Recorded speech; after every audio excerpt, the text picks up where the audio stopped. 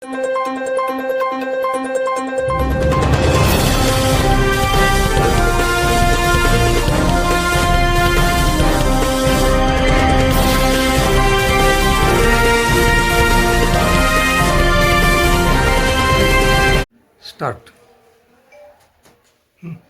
श्री गुरुभ्यो नमः. या वेळापूर नगरीमध्ये हा ऐतिहासिक कार्यक्रम संपन्न होत आहे. या कार्यक्रमाच्या माध्यमातून या ठिकाणी धर्मरक्षण हे महत्त्वाचं तत्व या ठिकाणी आम्ही अवलंबन केलेलं आहे की सध्याच्या काळामध्ये मनुष्य हा धर्म सोडून इतरत्र भटकत असल्या कारणानं तो दुःखामध्ये त्या ठिकाणी राहत आहे. तर त्याच्या पाठीमागील जे काही दुःख असतील आध्यात्मिक, आदिभौतिक, आदिदैविक हे संपूर्ण निघून जाण्यासाठी हा एक ऐतिहासिक कार्यक्रम आम्ही या ठिकाणी आयोजन केलेला आहे. तो कार्यक्रम या ठिकाणी सर्व भक्तांच्यासाठी, सर्व मानव जातीसाठी आम्ही हा कार्यक्रम आयोजित केलेला आहे की ज्यामध्ये भेद हा कोणामध्ये आम्ही ठेवलेला नाही आणि ठेवतही या ठिकाणी नाहीये. पहा की याच धर्माचं घोषवाक्य आहे की मानव धर्माचा विजय असो. हे घोषवाक्य या धर्माचं आहे. याचप्रमाणे प्रत्येक मानवाच्या कल्याणासाठी हा कार्यक्रमाचं आयोजन या ठिकाणी केलेला आहे आणि तो कार्यक्रम त्या ठिकाणी चांगल्या प्रकारे संपन्न होणार आहे ही एक या ठिकाणी आम्हाला खात्री आहे. आणि याचा आशीर्वाद जो आहे हा आशीर्वाद सर्व भक्तापर्यंत तो पोहोचून त्यांना त्या ठिकाणी त्यांच्या आयुष्यामध्ये सुख, शांती, समाधान या गोष्टी प्राप्त होणार आहे अशीच आम्ही प्रार्थना आमच्या सद्गुरूच्या चरणावर आम्ही करतो. आणि या ठिकाणी आम्ही सांगू इच्छितो की हा कार्यक्रम खूप सुंदर त्या ठिकाणी संपूर्णपणे या ठिकाणी संपन्न होणार आहे. आणि विशेष स्वरूपामध्ये या ठिकाणी वीरशैव धर्माचे संस्थापक जे आहेत ते या ठिकाणी आम्ही बोलवलेले आहेत. तर आजकाल लोकांना माहीत नाहीये की हा वीरशैव धर्म कोणी स्थापन केलेला आहे. साधारण सर्वजण म्हणतात की महात्मा बसवेश्वर आहे. महात्मा बसवेश्वराने 12व्या शतकामध्ये लिंगायत धर्माची स्थापना केली. परंतु हा वीरशैव लिंगायत धर्म जो आहे तो अनादी कालापासून चालत आलेला आहे आणि त्याची परंपरा या ठिकाणी आम्ही जगद्गुरु पंचाचार्य म्हणतो. या पंचाचार्य परंपरेतून या ठिकाणी या धर्माचं मार्गदर्शन या ठिकाणी आम्हाला सर्वांना प्राप्त होत असतं. आणि या धर्मामध्ये जे सांगितलेले मानव जीवनाचं कल्याण कशामध्ये आहे हाच मार्ग या ठिकाणी आम्ही भक्तांच्या पुढे ठेवून त्याचं कार्य आम्ही या ठिकाणी करत आहोत.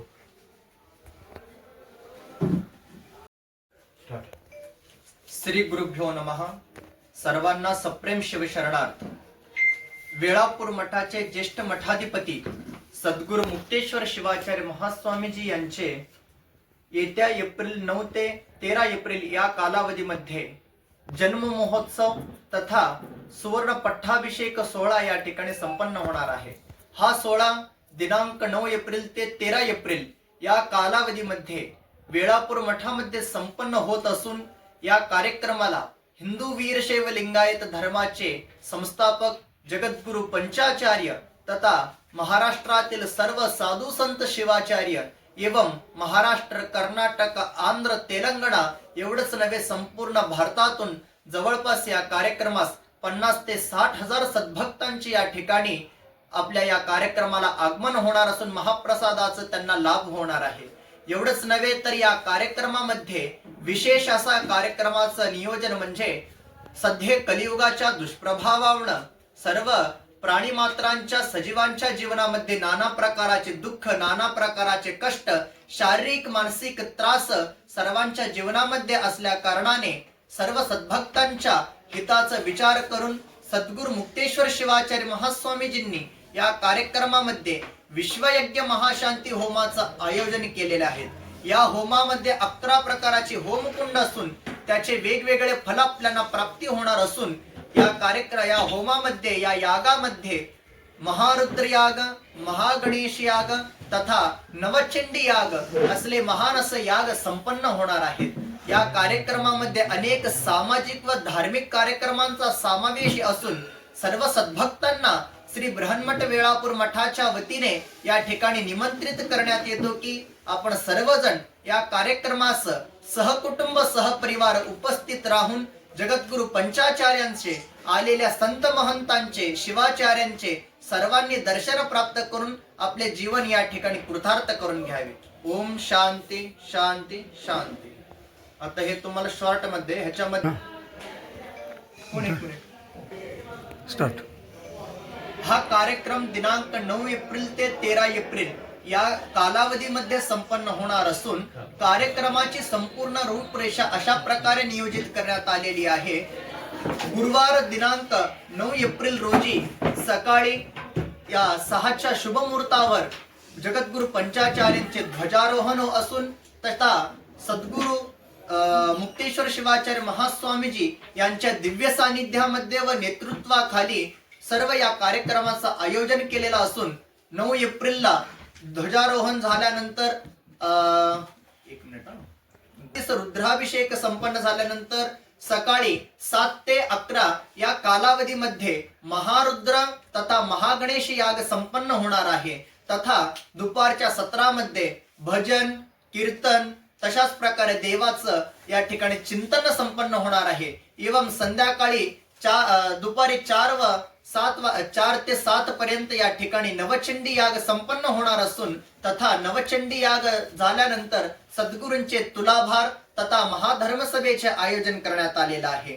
तथा 10 एप्रिल व 11 एप्रिल याही कार्यक्रमाचं रूपरेषा अशाच प्रकारे असून 12 एप्रिलला सकाळी 8 वाजता सद्गुरूंच्या हस्ते शिवदीक्षा व अय्याचार कार्यक्रमाचा या ठिकाणी नियोजन केलेला असून 12 एप्रिल रोजी दुपारी 4 वाजता जगद्गुरु पंचाचार्यांचे भव्य दिव्य अशा या वेळापूर नगरीमध्ये अड्डपालखी संपन्न होणार आहे.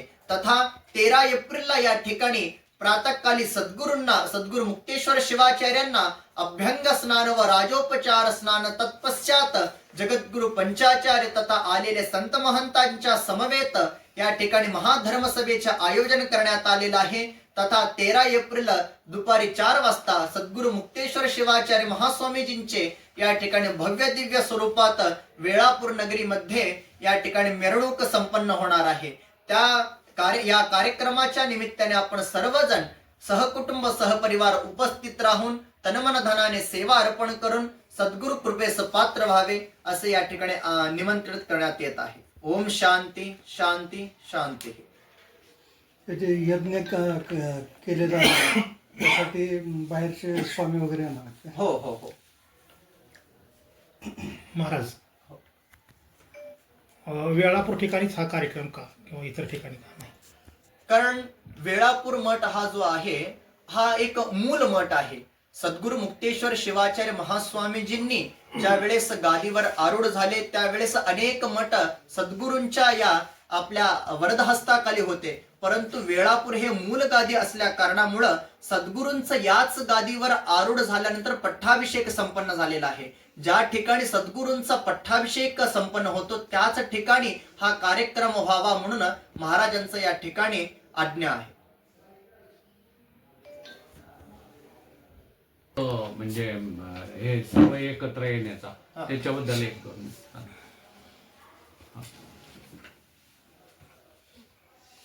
जगद्गुरु पंचाचार्यांचं या ठिकाणी जो अड्डपालखी संपन्न होणार आहे हा पाची जगद्गुरूंचा अड्डपालखी अनेक वर्षानंतर महाराष्ट्रामध्ये होत आहे. कारण 2009 मध्ये पिंपरी चिंचवड येथे पाची जगद्गुरूंचं भव्य दिव्य स्वरूपात अड्डपालखी संपन्न झालेले होते. तत्पश्चात आज तागायत महाराष्ट्राला पाची जगद्गुरूंच्या एकत्रित दर्शनाचा योग आलेला नाही. परंतु महाराजांच्या या कार्यक्रमाच्या निमित्ताने पुन्हा एकदा 18 वर्षानंतर पाची जगद्गुरूंचं अड्डपालखी तथा दर्शनाचा योग या ठिकाणी आम्हा सर्वांना प्राप्त होत आहे.